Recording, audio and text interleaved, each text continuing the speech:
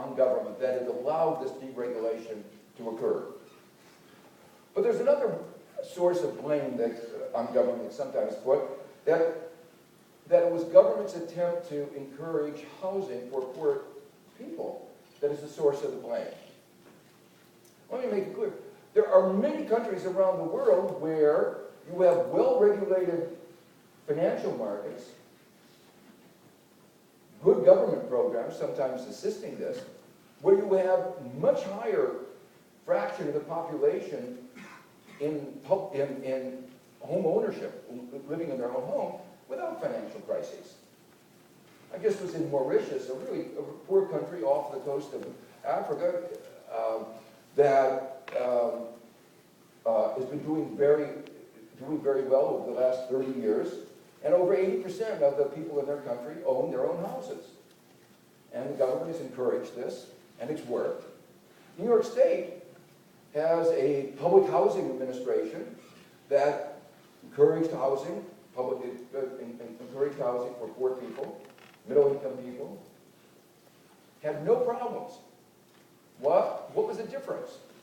Well, first of all, they were public, so they didn't have the incentive that Fannie Mae and Freddie Mac had, and those were private. They were privatized in 1968. And it was private incentives that led them to their problems. But the main reason they were successful is they stuck with the old model. Long-term, stable housing, mortgages, 30-year mortgages, that worked. They weren't trying to speculate. They weren't trying to use derivatives to maximize their profits. They were just trying to fulfill their mission of making sure that there were homes for middle and income Americans, and to make sure that they were affordable, and make sure that when they got a home, they would stay in it. So the financial sector, though, America's private financial sector, went in and tried to maximize their profits by maximizing their transaction costs. Transaction costs are bad things for the rest of our society, but good things for the financial markets, because that's how they make their returns. We've looked at data for CRA, this is the Community Reinvestment Act. These are the loans that are directed at minorities, underserved, and their default rate is no worse than that of the average lending in our country. So this was the real area where there was affirmative lending programs, and they didn't have a problem. So we have to remember that the origins of the subprime mortgage began in the private sector. It then moved to Fannie Mae and Freddie Mac, but those were private institutions. And when those of us who argued for more home ownership, we believed that there was a home appropriate for every person, and that those managing risk in the private sector would do that. And that was the mistake. Well, let me talk now a bit about response. The response hasn't worked as well as one would have hoped. We are still in this economic downturn. It should be clear that one of the reasons is when we think about the nature of the problem that we were in, this weak aggregate demand, when the crisis happened, we were left with two additional problems. One is a legacy of debt. It was going to push us down even further. And the other one was a legacy of overbuilding in real estate, which took away another important sector of our economy. So in a sense, the legacy of the mistakes live long after those mistakes are corrected.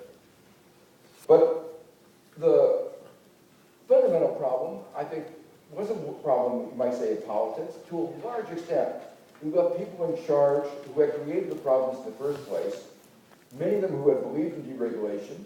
They didn't want to believe that they had created the mess. They had an incentive to believe that we had just had a little bump on the road. If we correct the bump, we can go back to where we were before the crisis in 2007.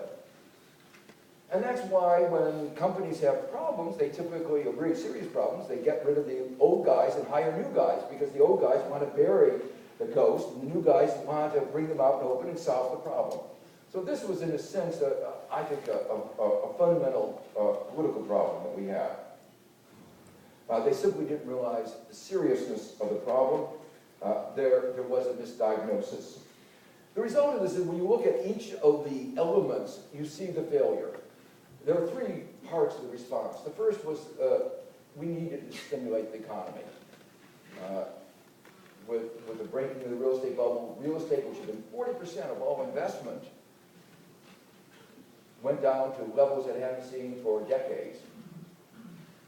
Consumption, savings had been at zero, it started going up, and so people were not consuming. It was a global crisis, so exports went down. So in every one of the pillars of the economy, there was a decrease in demand. And so we needed a stimulus. But what we got was too small. I should be clear, the stimulus worked. If we had not had the stimulus, unemployment would probably have peaked in excess of 12%. So the fact that it was only 10% is better. The administration thought it was going to peak at 10%, and they thought they were going to bring it down to something like 8%. So the judgment call, the misjudgment was they didn't estimate the severity of the problem. The second aspect was of the response was housing. It was the subprime mortgage that began, but it spread to the rest of the real estate. Now it's all the way over to commercial real estate.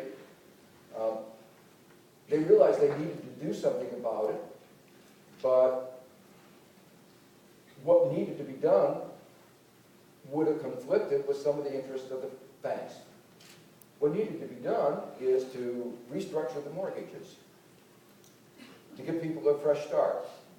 You know, when firms, corporations owe more money than they can pay, we have a provision called Chapter 11 where we restructure the debt, we give them a fresh start, and that allows them to continue where they left off, and often these are very successful ways. Well, preserving households are as important as preserving corporations, and we ought to give households a fresh start. But doing that would have forced the banks to recognize the losses, that they had made bad loans.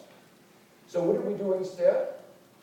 We told the banks, you can pretend that you will eventually get repaid. It's part of a policy called pretend and extend. There used to be accounting rules that were called mark to market, where you have to write down the value of an asset of the current market value. Well, we invented a new concept called mark to hope.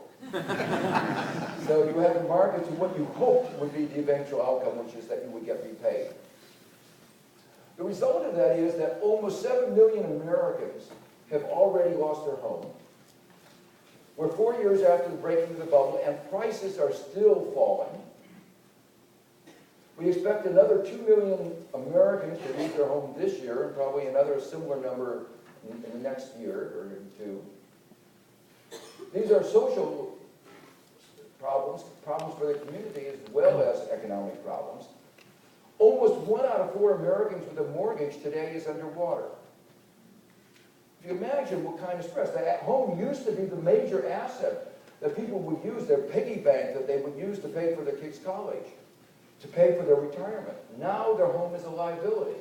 So they wonder, will they be able to keep it? And what will happen if they lose it?